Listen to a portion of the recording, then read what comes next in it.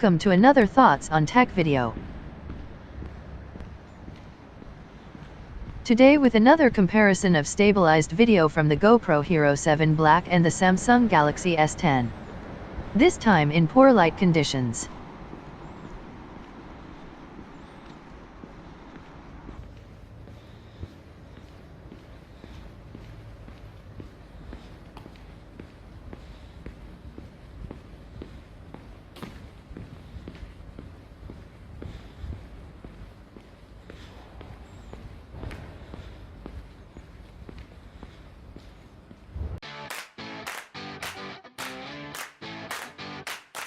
Both images show some amount of blur, which is to expect in low light when using electronic image stabilization. Both cameras are shooting on auto settings.